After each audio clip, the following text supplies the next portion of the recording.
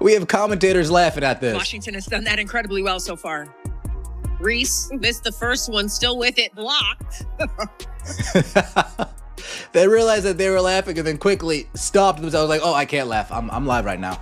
I can't laugh. I'm live right now. Let me let me get real serious. Picture this. A once iconic sports brand that ruled basketball courts in the 90s decides it's time to step back into the spotlight.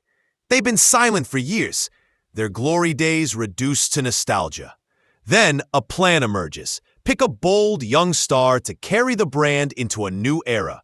Someone who will spark conversation both on and off the court. Enter Angel Reese, college champion, outspoken competitor, and one of the most recognizable faces in women's basketball at the time.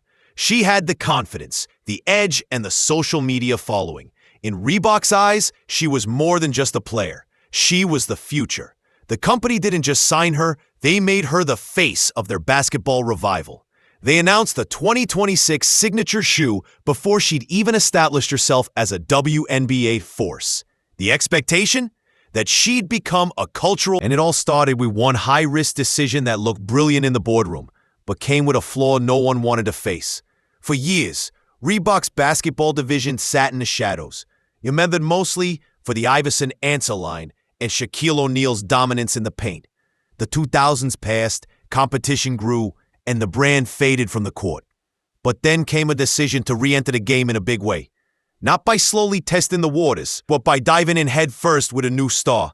Shaquille O'Neal himself, now an executive with Reebok, had a personal hand in the move.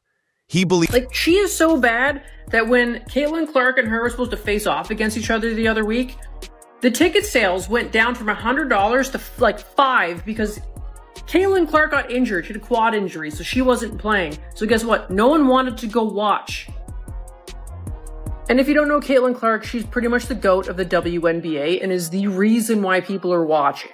No one watches you, Angel Reese. No one watches you. The only thing that I enjoy watching is all the clips on TikTok of you just countlessly just missing every shot that you take. Angel Reese was the perfect choice. Tall, athletic, fiercely competitive, and unapologetically confident. She wasn't just a player. She had a personality that could command headlines and a style that could appeal. What happened to Miss Angel Reese? She's all in Indiana during All-Star, and her Reebok campaign come to your track. To younger audiences. But there was one detail quietly brushed aside in all the excitement. Her WNBA career was still in its infancy. She hadn't yet proven herself against the league's top competition. Betting the brand's revival on an unproven player meant that if her game didn't match the hype, the entire marketing campaign would crack. The Washington Mystics just put belt to ass on Angel Reese and the Chicago Sky. Sonia Citron was out there cooking with hot grease. Stir the pot, stir the pot. Keep cooking, Sonia. That was a show. She put on a flat-out show versus Angel Reese and the Chicago Sky. Boy, boy, boy, did they ruin Angel Reese's homecoming. Under the pressure. And that's exactly what began to happen once the numbers started coming in. In basketball, the easiest shot is the layup. It's the first thing you learn, the most basic skill for anyone stepping onto a court. For professionals, it's practically automatic. Yet somehow, Angel Reese has managed to make it one of the most unpredictable parts of her game. For a 6'3" athlete with her physical gifts, this should be her bread and butter. Instead, it's become a glaring weakness. And it's not just a bad week or two. This has been a season-long pattern. Every game sees missed opportunities under the basket, possessions ending with wasted chances, and teammates looking visibly frustrated. Coaches can design plays to get her close to the rim, but they can't make the ball go in. It's one thing for a shooter to go cold from the three-point line. Those shots are hard. This was an epic embarrassment, bro. Remember, this is a pro basketball player. Won a national championship. Their calling card they'd like to hang over is she beat Caitlin Clark. Remember that. Watch this. Don't shove it to this. Angel Reese picks it up. Well, she's good at it. Getting another offensive rebound. She says, give me that. How about another? Persistence trying to pay off. points apiece. Angel Reese won't give up. Jones with another block. Are you serious, guys? But when you're struggling to make shots from a few feet away, the problem stops being about technique alone. It becomes about confidence, timing, and decision-making. And when those misses start piling up, the internet doesn't just take notice. It starts turning them into something far more damaging. We live in an era where every moment on the court can be clipped, shared, and seen by millions within hours. For some athletes, that's a dream. Every dunk, every clutch shot immortalized online. But for Reese, the clips that go viral aren't the kind any player wants to be remembered for. Missed layups, shots blocked by shorter defenders, awkward putbacks that bounce twice before falling out, they're all being turned into bite-sized comedy content. Fans add clown music, captions like "professional basketball, everyone," or split-screen reactions from sports commentators shaking their heads. And it's relentless. Once you become the subject of this kind of viral attention, it doesn't stop. Every new game brings fresh material for the internet to feed on. For Reebok, it's a nightmare scenario. They wanted their brand tied to highlight-worthy plays and inspiring performances. Instead, their logo is front and center in clips that rack. And as those videos spread, the struggles of the Chicago Sky are making it even harder to change the narratives. In sports, there's a golden rule. Winning fixes almost everything. If the team is winning, fans are willing to overlook. With her dominant performances in June, she earned her All-Star selection. But these aren't just a couple of bad plays. These aren't bloopers. These aren't rare moments. This is the norm. The same thing happened last week when the Chicago Bravado got their ass kicked by the Minnesota Linkers. I don't have to convince you that Angel Reese has no impact on winning. Just look at her record. Look at her resume in the WNBA. Individual struggles. But the Chicago Sky aren't just losing. They're sinking fast. Their record? A miserable 7-21. They've lost 8 straight games. And during the 5 games Reese sat out with a back injury, they didn't win a single one. The paradox is painful. They struggle with her, and they struggle without her. While Reese brings energy on the boards, grabbing rebounds with determination, her inability to convert those extra possessions into points cancels out much of that effort.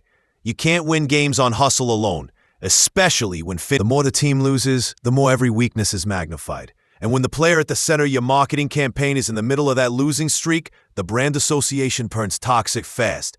And when even the commentators, the ones paid to hype the game, start laughing, you know the damage has crossed into dangerous territory. During one now infamous game against the New York Liberty, Reese missed 4 straight putbacks in just 12 seconds. 2 were swatted away like backyard attempts, and 2 simply spun off the rim. The crowd reacted, but it was the commentators who made the moment unforgettable.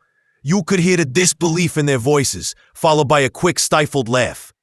Not the kind of chuckle that says better luck next time, but the kind that says, I can't believe what I just saw. She had a good game, 22 points, 13 rebounds, but she shot terribly. She got bailed out so many times, throwing up brick layups, getting phantom foul calls from the refs. She did make 10 of 11 free throws, so that is good. 6 of 16 from the floor is not good at all. 0 of 1 from 3. She was a minus 11. Listen, man, Kiki Area Fan got the better of her. For a player trying to build credibility, moments like that are brutal. They get clipped, replayed, and shared across social media. They become part of the running joke. And the sting is even sharper when you're being compared to a league superstar who's setting records while you're stuck in the blooper reel. Across the lead, Caitlin Clark is rewriting the script. She's putting up triple-doubles, breaking attendance records, and drawing comparisons to generational NBA talents. Fans travel miles to watch her play. When Clark and Reese were set to face off, ticket prices soared over $100. But when Clark got injured and had to sit out, prices nosedived to under $10. The message was clear. Without Clark, the matchup lost its shine. That's a tough pill for any competitor to swallow, but for Reebok, it's worse. Their star isn't just underperforming. She's losing the battle for public attention to someone who's redefining the league's popularity. And in the world of endorsements, when the public interest shifts, the branding problems only grow. Endorsements sell more than products. They sell dreams. People don't just buy Jordans because they Tyler Marsh has this point forward thing on lock. Tyler Marsh has this Angel Reese point forward thing on lock. There we go. Pushing the pace. Yeah, Angel. It's okay. It's okay. Don't be mad. Don't be mad. Don't be mad. Don't be mad. All right, here we go. We got an entry pass. It looks like it's going to be to Elizabeth Williams, and oh, goodness. Like the shoe, they buy them because they're tied to the legacy of Michael Jordan. The same goes for LeBron, Kobe, Curry. Reebok wanted Reese to represent a new wave of bold, fearless basketball. But without the on-court dominance to match the attitude, the dream feels hollow. Fans don't want to wear sneakers that remind them of missed opportunities. This isn't a fashion campaign. It's performance gear. And performance gear without performance is a hard sell. That's why whispers are starting to... Even worse, no matter what they do next, they can't erase what's already out there. Every missed layup, every block, every commentator laugh. All archived, all searchable, all ready to be reshared whenever the internet wants another laugh. Type Angel Reese into YouTube or TikTok, and you won't just see official highlight reels. You'll see fan-made compilations with millions of views showcasing her worst moments. For Reebok, that's the real danger. You can change the ads, adjust the slogans. I actually feel bad for Angel Reese at this point, and it has nothing to do with like how she's handled herself or anything. It's just simply Caitlin Clark is so much better than Angel Reese at basketball that it doesn't feel fair. Yeah, I think Angel Reese is struggling with the fact that Caitlin Clark is better at her best thing than she is. Well, she's better at everything. And she had a triple-double. She's tied for the third most triple-doubles in WNBA history, and she's played 50 games. Yeah. She's just better. Even scrap the campaign entirely. But you can't rewrite the internet's memory. Which means this deal is quickly becoming something no brand ever wants to be known for.